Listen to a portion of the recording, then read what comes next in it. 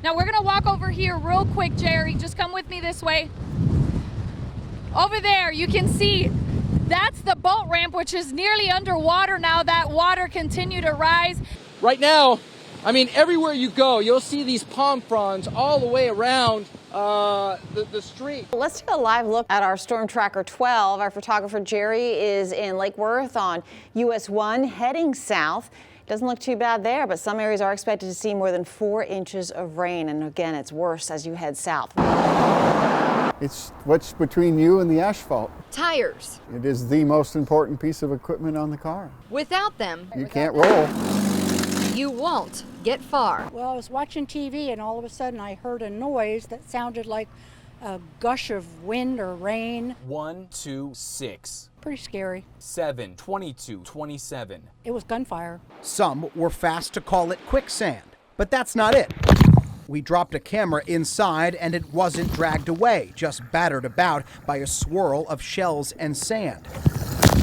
When Hurricane Florence came through, it brought this massive tree down in this home in downtown Wilmington, coming just feet from the homeowner's window where they were sleeping at night. They say someone must have been watching over them.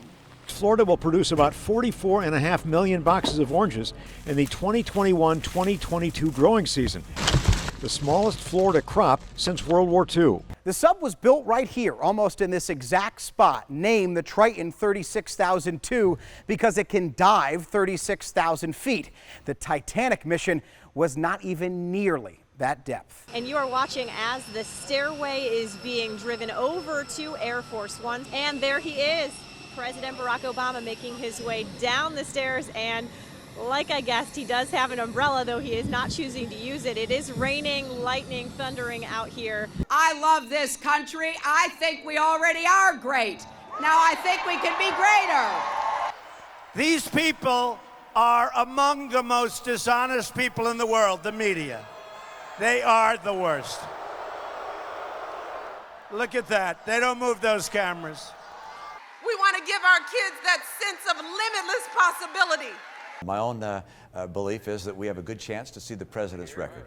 I created more jobs in Massachusetts than the president has in 3.5 years in the entire country. Hi. Hello. How's it going? Welcome home, Coco. Look, it's awesome. I've been very fortunate in my life and my career, to be able to do the things that I do, and I get the easy job. In '99, the home playoff game against Tennessee, that was something. Just their support for the Broncos is awesome, and I'm very grateful that I'm at a place that is passionate, just like Gator Nation. Now not allowed to view documents in her own case. The government saying information they'll use against her in court is classified. The Miami Herald citing anonymous sources saying her case is part of a larger crackdown on a Beijing-led spy ring in South Florida. Welcome to Palm Beach County, Florida, home to yachts, high-end shopping, and championship golf. More recently, it's also become the official hometown of the President of the United States. But when it comes to politics, we may be better known for this: hanging chads and one of the longest undecided elections in U.S. history. So, what do some of the most important swing state voters in the nation think about what's happening on Capitol Hill right now? Coffee kingpin Sean Scott of Subculture Coffee has never missed an election. Coffee it's one of those businesses where you get such a wide range of demographics. He is watching the impeachment hearings closely and is worried about the effect they'll have. The bigger issue is everyone's concerned about winning. Even if you win, you could be losing for our nation. And it doesn't matter if you're Democrat or Republican. Over lunch along historic Clematis Street, Marietta McCarthy and her friend Kim Houston agree to disagree. I don't watch the news daily. I do watch it. I don't have a problem with anybody getting impeached if they have legally done something wrong, if it follows our Constitution. And that's not what's happening here. Politically, the two friends couldn't be further apart, but both are working, busy, and don't see the hearings playing an outside role in their lives or their votes. It is very difficult for anybody, so you'd have to record them and then watch them in the evening. You know, and who's going to do that? You know, hey, did you TiVo the hearings? You know. Florida also has our fair share of retirees, and they always vote. Take Ed Ryan, a decent pool player at American Legion Post 47. And I get glued to the damn TV. Ed, a veteran, is concerned about the corruption allegations. And I think it's got the attention of every American. But across the bar, 7 of diamonds. his sister-in-law, Jean, Big time here. who's former law enforcement, doesn't see these hearings stirring things up much. I watched just to see if anything came out different, and I haven't heard anything different. The Republicans are going to say one thing, the Democrats are going to say the opposite, and that's going to be the whole shamil. In West Palm Beach, I'm Jay O'Brien for Pulse of America. Frank Escalante is a Navy veteran who served in the Vietnam War. He doesn't get around as well as he used to. But thanks to a government grant, his home is getting some much-needed upgrading and refitting. Front ramp and the ramps in the back will go outside in the back. Wider bathroom, wider doors, brand new kitchen. For the past few weeks, Jack Crawford and Christine Jmpalovick have been helping Jack with the renovations. Until now, thieves Friday morning broke in and wiped them out. 40 sheets of plywood that were sitting in this spot are missing. And power tools, $30,000 worth. Gone. You realize that they've taken everything, and I've got this man, I've destroyed his house. I've taken all, you know, the walls down, the floors out, and now I can't put it back together. Never, never have we had this happen. Never. Jack believes the thieves knew exactly what they were looking for, taking tools they could pawn for more money. Worse yet, Frank is paying out of his pocket to stay at a motel until the renovations are complete. Now his wait will be longer and the expense greater. You hurt a 65-year-old man, and he gave his heart in the Vietnam War for us. And if this is how we take care of our own, something is wrong. For now, much of the work will go on by hand. Jack and Christine say one way or another, they are determined to get the job done for Frank's sake. We have to get it finished. Frank has to have a place to live. We can't leave him sitting outside forever. Call it thrilling, call it daring, call it the experience of a lifetime.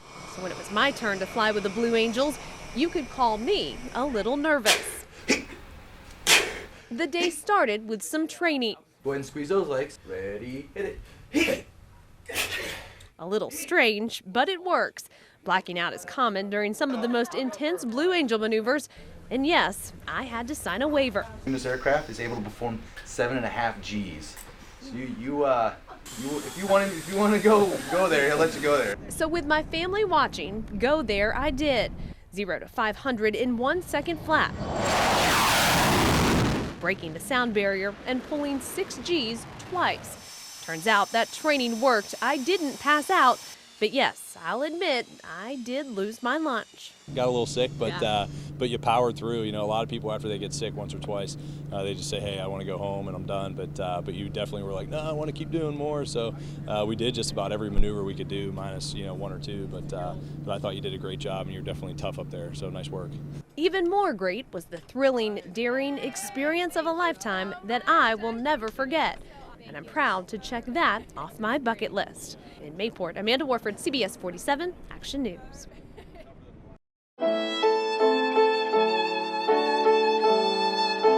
Like musicians, no two violins are the same. They take on the personality of their players. To me, the violin is more than just a violin. A violin can speak to us. It can wail in pain. I felt it was not my voice, it was his voice. And in this moment, this particular violin cried out for the first time in 75 years. I almost feel his presence when I held that violin. It belonged to Bram Rodriguez, an 18-year-old Dutch Jew. David and Leo Groen are his nephews. Before my uncle tried to escape Amsterdam, only to be picked up at the border and taken to Auschwitz, he asked Johnny DeHaan to look after his violin till he got back. Bram never returned from Auschwitz. His violin sat waiting in a back room at bandmate Johnny DeHaan's house, passed on to DeHaan's son after Johnny's death 7 years ago. Dear David. Then came this letter last July from DeHaan's son, Wim. He found David's book online and wrote that among his father's prized possessions was Bram's violin, and he wanted to return it to David, Leo, and their 3 siblings. From a man who wasn't Jewish, for a friend of his who was, with the feeling and the understanding and the belief that he'll never, not only will he never get any credit for it, nobody will ever even know. Why do you think he did that, held on to the violin for all those years, waiting to find? I thought about that question a lot because I think that he had, for him, the violin held the same meaning that it holds for me today. It was Bram. After restoration at a ceremony in a Manalapan Chabad synagogue, Bram finally broke a half-century of silence. Someone who was buried for 75 years is always coming to life. With a little help from accomplished violinist Kenneth Sark, a violin long forgotten told Bram's story to an audience of teary eyes. If there is such a thing as a human soul, there's something of Bram in this violin. Music is personal. Musicians move with it, live by it, and leave little bits of themselves behind in their music and their instruments. It's like his neshama, his soul is coming back to life. That's Bram's gift, the small part of him that is brought back with each note.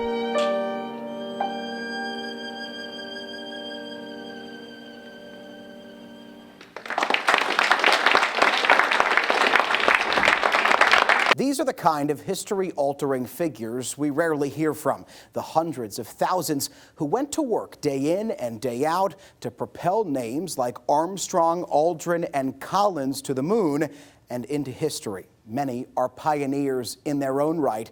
We met 2 who might be your neighbors. Altitude 4200. Houston, you're a go for landing, over.